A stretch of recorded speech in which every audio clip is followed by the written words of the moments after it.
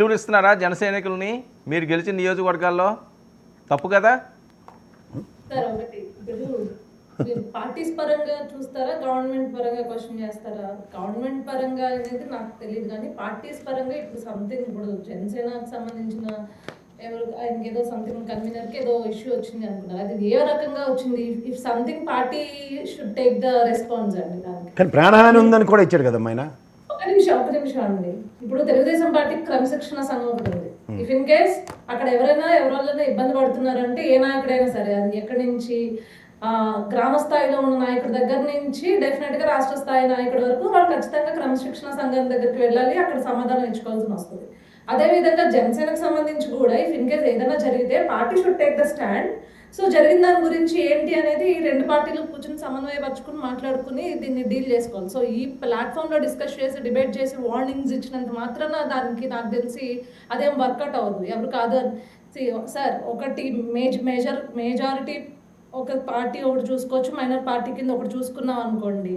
There are major seats, there are minor seats. So representation minor సీట్స్కి ఉన్న వాళ్ళకి ఎక్కువ రిప్రజెంటేషన్ వాళ్ళు ఎక్స్పెక్ట్ చేస్తారు. అది కాదు అనట్లా. సో అక్కడ ఒక రిఫ్ట్ అనేది వస్తుంది, కాదు అనట్లా. ఇక్కడ ఇద్దరు అధినాయకులు ఎవరైతే ఉన్నారో, ఇటు చంద్రబాబు నాయుడు గారు కావచ్చు, పవన్ కళ్యాణ్ గారు కావచ్చు, ఇద్దరు అధినాయకులు సమన్వయంగా స్టేట్ కోసం వెళ్తున్నారు. సో ఇక్కడ పదవుల కోసమో లేకపోతే ఇంకొకటో లేకపోతే సరైన నాకు ప్రయారిటీ ఇవ్వట్లేదు అని మాట్లాడుకునే స్థాయిలో ఇద్దరు అధినాయకులు లేరు. ఇఫ్ సీరియస్లీ అట్లాంటి ఏదైనా ఒక ఇష్యూ ఉండింది, ఒక ఎమ్మెల్యేతో ప్రాణహానే ఉండింది, లేకపోతే వేరే ఇప్పుడు కేఎస్ ప్రసాద్ గారు ఎలిగేట్ చేసినట్లు వేరే మెజారిటీ ఆఫ్ టీడీపీ ఎమ్మెల్యేస్ ఉన్న చోట, మైనారిటీ ఆఫ్ జనసేన పార్టీ ఉన్న చోట వాళ్ళని ఏదైతే నాయకులు ఉంటారో వాళ్ళని ఎదగనివ్వట్లేదనే ఆరోపణ వచ్చుండుంటే పార్టీల పరంగా చూసుకోవాలి సార్. ఇక్కడికి గవర్నమెంట్కి దానికి సంబంధం లేదు. ఏ పార్టీకి సంబంధించిన అధినాయకుడు ఆ పార్టీకి ఏదైనా ఒకవేళ అన్యాయం జరుగుతుంది అని అనుకుంటే ఇద్దరు కూర్చుని మనం గవర్నమెంట్లో ఉంటుంది కదా, మా పర్సంటేజ్ ఇంత అని మేము అడుగుదాం అనుకుని అనేంత ఆ స్థాయి తెలివితేటలు నాకు తెలిసి పవన్ కళ్యాణ్ గారికి ఉన్నాయి. ఇక్కడ కూర్చుని అంటే ఈ డిబేట్లో కూర్చుని ఆయన తెలివితేటలు మనం జడ్జ్ చేయాల్సిన అవసరం లేదు. If he wants to ask anything directly TDP పార్టీని కావచ్చు, కూటమి పార్టీలో ఉన్న ఏ పార్టీనైనా, ఈవెన్ దో బీజేపీ పార్టీని కావచ్చు, ఆయన నాలెడ్జ్ జడ్జ్ చేయడమే ఉంది సార్. లోకల్ ఫ్రిక్షన్స్ అన్నవి, లోకల్ ఫ్రిక్షన్స్ గురించి మాట్లాడుతున్నప్పుడు మేమెవరు పార్టీలకి గవర్నమెంట్కి తేడా తెలియకుండా మాట్లాడలేదమ్మా. ఇక్కడ లోకల్ అరుణమ్మ కూడా అదే చెప్పింది కదా, లోకల్ ఫ్రిక్షన్ లో అధినాయకుడు కూడా కాదమ్మా, అధినాయకుడిని కూడా కాదని మేము నా కార్యకర్తలు సమన్వయపరుచుకుంటాం చెప్తుంది ఆవిడ. లోకల్ పార్టీ ఫ్రిక్షన్ ఉన్నప్పుడు ఆ పార్టీ యొక్క అధినాయకుడి దగ్గరికి ఈ విషయం వెళ్తే ఆయన తీసుకునే చర్య బట్టి ఉంటుంది అని మళ్ళీ క్లియర్ గా చెప్తున్నా. మీరు ఆ మాట చెప్పినప్పుడు అరుణమ్మ ఏం చెప్పింది వినండి ఒకసారి. నేను చెప్పింది కరెక్టే. అరుణమ్మ చెప్పింది ఏంటంటే, నాయకులు ఏమున్నా మా కార్యకర్తలు మేము సమన్వయపరుచుకుంటాం, కార్యకర్తలు నిలబడతామని చెప్తుంది అమ్మాయి. మీరు గమనించట్లేదా? మరి అదే కాంట్రడిక్షన్ కదా. జనసేన అధికార ప్రతినిధిగా ఆ అమ్మాయి చెప్తుంది, మీరు తెలుగుదేశం అధికార ప్రతినిధిగా చెప్తుంది సమన్వయం లేదు. ప్రసాద్ గారు, జనసేన పార్టీ నాయకులకి ఏదన్నా ఇబ్బంది కలిగితే అధినాయకత్వం వరకు వెళ్ళినప్పుడు రెండు పార్టీల యొక్క అధినాయకత్వం ఏదైతే ఉందో నాయకులు కూర్చుని మాట్లాడుకోగలరు. ఇక్కడ కూర్చుని నేను మాట్లాడుకోలేదన్న విషయం నేను చెప్పట్లే, కానీ అరుణమ్మ చెప్పింది మీరు గమనించండి. అరుణమ్మ అధినాయకుడిని సీన్లోకి తేకుండా మేము కార్యకర్తలను మేమందరం నిలబడతామని చెప్తున్నది. వార్నింగ్ ఇచ్చి ఊరుకోరు. ఇలాంటి statements are the senseless statements are. నేను ఒకటే చెప్తున్నాను సార్, బాధ్యతాయుతమైన నాయకులు ఎవరైనా సరే, రిప్రజెంటేటివ్స్ ఎవరైనా సరే ఒకే పందాలో ఉంటారు. ఒకవేళ ఖచ్చితంగా కూటమి పార్టీలు ఉన్నప్పుడు లేకపోతే అలయన్స్లో ఉన్నప్పుడు డెఫినెట్గా ఏదో ఒక చిన్న రిఫ్ట్స్ వస్తాయి. రిఫ్ట్స్ రాకుండా ఉండదు. ఎందుకంటే ఎవరు నచ్చి కలిసారో నచ్చకుండా కలిసారా అంటే ప్రతి ఒక్కరు ఇండివిజువల్ ఐడియాలజీని మనం జడ్జ్ చేయలేము. సో ఇఫ్ ఇన్ కేస్ ఎవరికి తప్పో ఒప్పో రెండు పార్టీలు కూర్చుని మాట్లాడుకోగలవు. వన్స్ ఒక ఫైనల్ కంక్లూజన్కి వచ్చిన తర్వాత మనం ఏదన్నా మాట్లాడాలి. మీకు చిన్న సబ్మిషన్. నిజంగా అధినాయకులు కూర్చుని లేదా ఆ పార్టీ పరంగా కంప్లైంట్ నెక్స్ట్ లెవెల్కి వెళ్ళి మాట్లాడిన దగ్గర లేదు.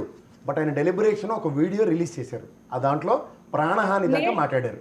ఇది సార్, పార్టీ అది ఆయన అధినాయకుడు రిలీజ్ నోటీస్ లో చేశారు. లేకుండా ఇప్పుడు ఆ నియోజకవర్గ పార్టీ- ఇన్ఛార్జీలకి నోటీస్ లో లేకుండా ప్రసాద్ గారు, జరుగుతుంది. TDP party Now it is in గురించి public అడిగితే నేను domain. చెప్తాను. వర్మ గారు టీడీపీ పార్టీ గురించి అడిగితే నేను చెప్తానండి. మాకు ఒక కన్స్ట్రక్టివ్ స్ట్రక్చర్ ఉంది టీడీపీ పార్టీలో. Okay, మాకు okay. ఏదైనా అంటే సమస్య మీరు ఉందంటే indirectly ఆ relegating అధినాయకత్వం జనసేన react పార్టీ అవుతుంది. మీకు మరి మీ స్ట్రక్చరల్ ఒక్క నిమిషం. పర్స్పెక్టివ్ లోనే Right. కొలికిపూడి గారు ఇవాళ అక్కడ ఎమ్మెల్యే ఓకే అండి కొలికిపూడి గారితోనే ఫ్రిక్షన్ ఉంది.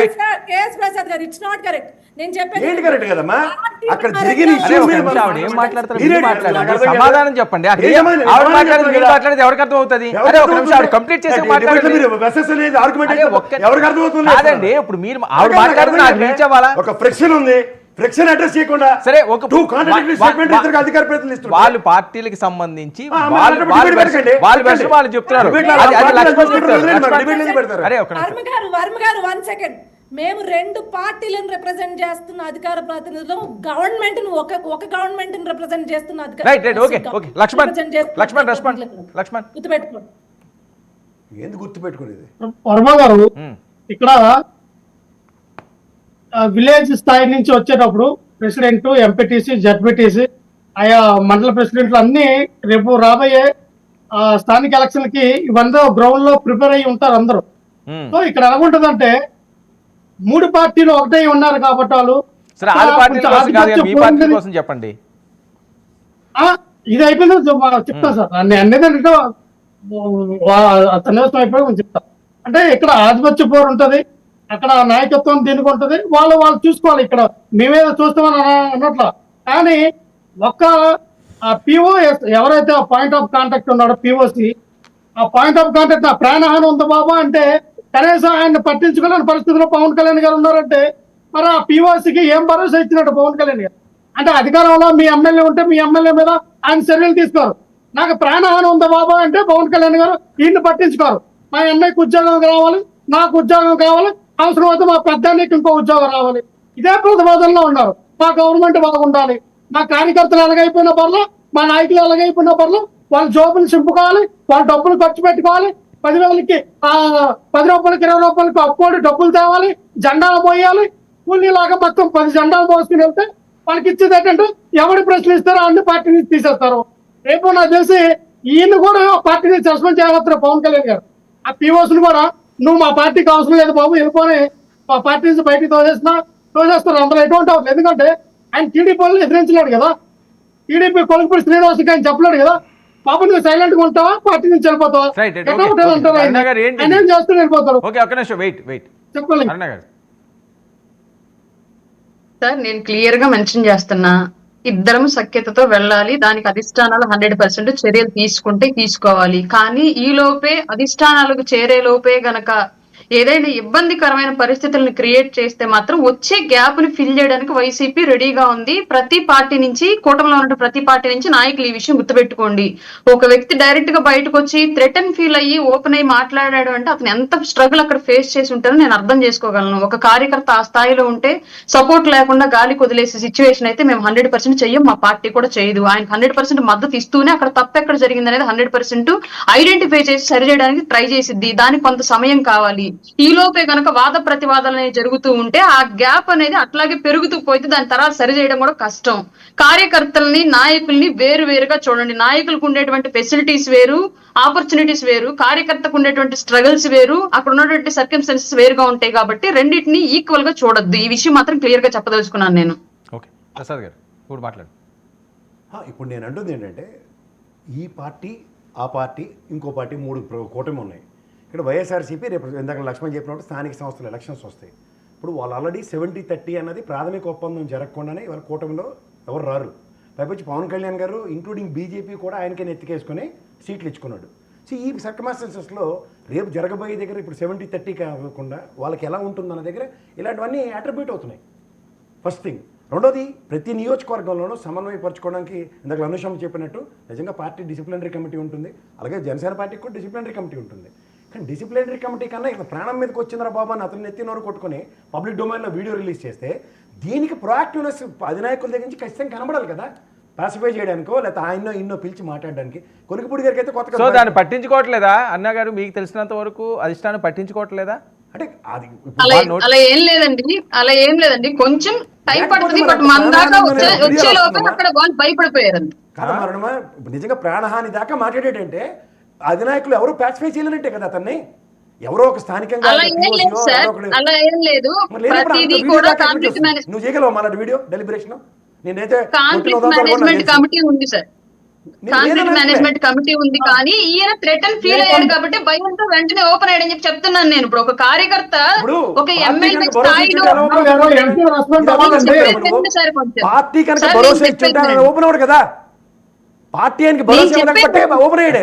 కంప్లీట్ అవ్వండి, మీకు ఇస్తున్నాను కదా. నేను చెప్పేది వినండి సార్. ఫస్ట్ నేను చెప్పేది వినండి. ఇప్పుడు అవతల వ్యక్తి నిజంగా అది జరిగిందా లేదా అనేది తర్వాత విషయం, కానీ జరిగిందని అనుకుందాం. ఈయన ఓపెన్ చేశాడు కాబట్టి, వీడియో అనేది ఓపెన్ గా పెట్టాడు కాబట్టి జరిగిందని జస్ట్ ఈ క్షణానికి భావిద్దాం మనం. అవతల వ్యక్తి ఎమ్మెల్యే, యువతల వ్యక్తి అతి సామాన్యమైనటువంటి చిన్న నాయకుడు. అట్లాంటి వ్యక్తి ఆయన నుంచి థ్రెటన్ వస్తే పార్టీ అధిష్టానానికి చేరే టైం ఉండే లోపే ఓపెన్ అయిపోయాడు భయంతో. నేను అంటున్నాను నిజంగా అలా జరిగిందేమో, అందుకే ఓపెన్ అయ్యాడు అంటున్నాను నేను ఇక్కడ క్లియర్ గా. నేను ఎవరిని సపోర్ట్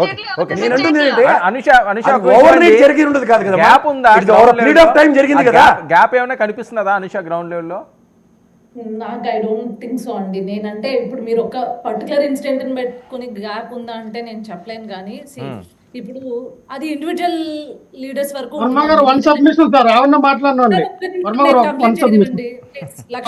మీరు మాట్లాడతారు, మీరే మాట్లాడారు. ఒక్క మాట మీరే మాట్లాడు. ఒక మాట నేను అనేది ఏంటంటే, ఆయన వీడియో కంగారు పడి వదిలేదమ్మా. ఆయన ఎన్నో సార్లు మీ పార్టీ, మీ అధినాయకుడికి కానీ, మీరు చెప్పిన కమిటీకి కానీ ఎన్నోసార్లు చెప్పిన స్పందించకపోతే వీడియో వదులుంటాడు. ఎందుకంటే గతంలో మేము జనసేన పార్టీ ఉన్నప్పుడు ఎన్నో సార్లు హరిప్రసాద్ గారికి, మనోహర్ గారికి, అజయ్ కుమార్ గారికి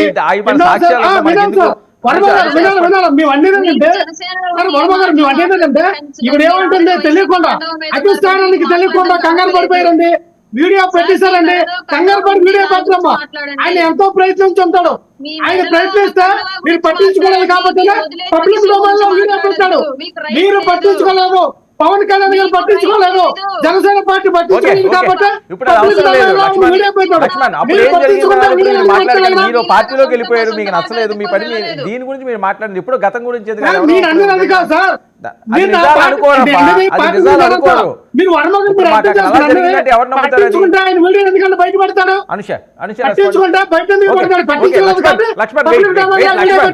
okay please please okay please sir, నేనేం చెప్తా వర్మ గారు, పార్టీస్ని రిప్రజెంట్ చేస్తున్నప్పుడు పార్టీ స్ట్రక్చర్ డిఫరెంట్గా ఉంటుంది. పార్టీ స్ట్రక్చర్ అంతా ఒక రకమైన ఉంటుంది. సో ఐ డోంట్ నో ఇక్కడ గవర్నమెంట్లో ఉండిన ఎమ్మెల్యేకి లేకపోతే ఆయనకి ఏం కాన్సిక్వెన్సెస్ వచ్చాయనేది పక్కన పెడదాం.